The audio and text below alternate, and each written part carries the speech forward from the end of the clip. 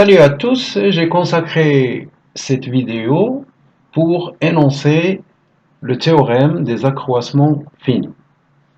Généralement, on note ce théorème par TAP, théorème des accroissements finis. Ok? Dans la démonstration des exercices, pour ne pas répéter cette longue phrase, on écrit juste TAP. Ok? Donc, qu'est-ce qu'il nous dit ce théorème? Ce théorème nous dit si on a une fonction f définie de l'intervalle AB du segment AP à valeur dans R avec f continue sur AP, oui, et f dérivable sur l'ouvert AP, ok, continue sur AB, dérivable sur l'ouvert AB, hein. On n'a aucune information sur la dérivabilité au point A et B. On n'a aucune information. Alors, dans ce cas, si ces conditions sont vérifiées, dans ce cas, il va exister au moins un C qui appartient, à l'ouvert AB, au moins, c'est-à-dire qu'il peut exister plusieurs C, tels que f' de C est égal exactement f de A moins f de B sur A moins B. Ok? C'est ça l'énoncé du théorème des accroissements finis. Donc je vais passer à l'interprétation géométrique. Ok? Donc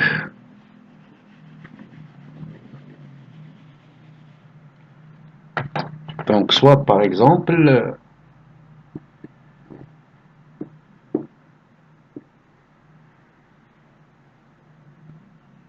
comme ça. Puis si on a une fonction comme ça, oui,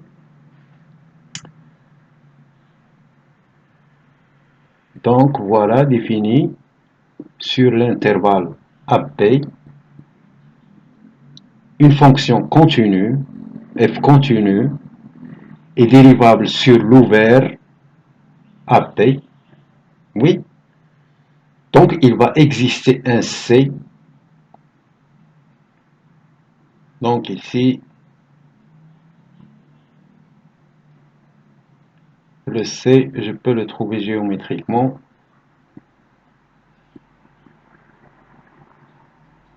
le C, il est ici, ok?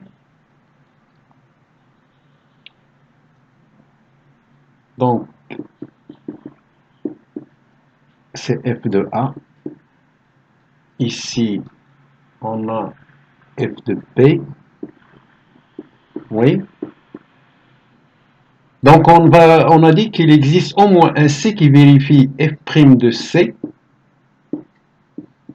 qui est égal f de A moins f de B sur A moins B. Ok?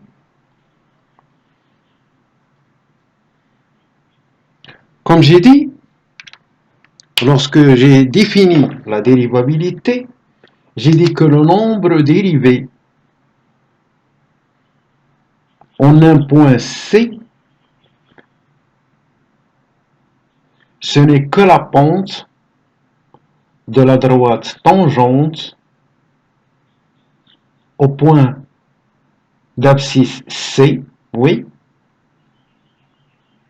la tangente, la pente, soit la tangente coupe la courbe en un point, donc à ce point C, c'est f de C. Ok? Elle est comme ça, elle a cette allure, elle est comme ça. Ok? Comment calculer cette pente? Comment calculer cette pente? Si on a ici un repère orthonormé OIJ, pour voir comment voir cette pente. Donc, à partir du point C, F de C, oui, on fait une translation de ce point suivant le I. Oui, suivant le I, c'est ici, en respectant ici, c'est 1. C'est 1 suivant le I. La norme de I. Oui, et la pente,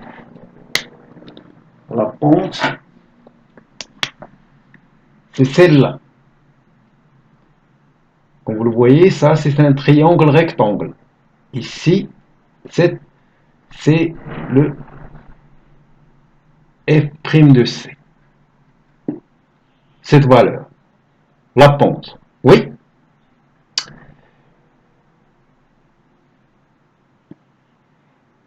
Et le rapport f de A moins f de B sur A moins B, ce n'est que le coefficient directeur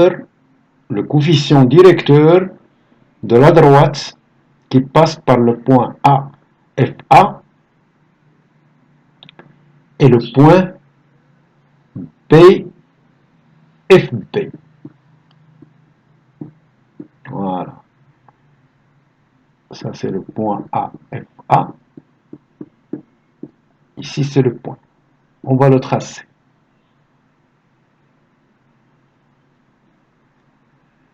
De cette manière, voilà. On va tracer. Et cette droite, oui, cette droite qu'on a notée D, la droite D, elle est parallèle à cette droite. Je vais vous dire pourquoi ceci n'est pas unique, parce que j'ai déjà constaté qu'il existe une autre droite qui est tangente à cette droite, ici dans notre cours. La voilà, par exemple. Normalement, généralement, ceci on le déduit par les calculs, mais de toute façon, on peut quand même voir où ce point peut être situé sur la courbe. Mais lorsqu'on effectue des calculs algébriques, on trouve le C d'une manière plus rigoureuse et correcte. Donc le voilà. Le point, cette droite, ici c'est le point C1.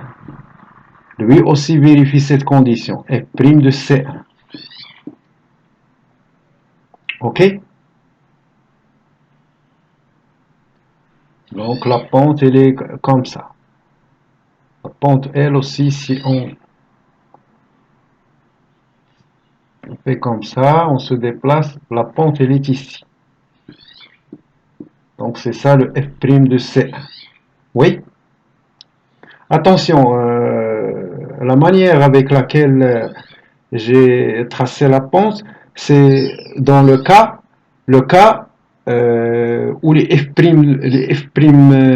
de C et F' de C1 sont positifs. Parfois, si on veut trouver la pente dans le sens négatif, on se déplace vers ce sens, c'est-à-dire vers moins l'infini. Les pentes, les droites qui ont une pente négative, généralement, elles ont cette allure. Hein. Et les droites qui ont une pente positive, ils ont cette allure. Ok. Mettez ça dans votre tête, s'il vous plaît.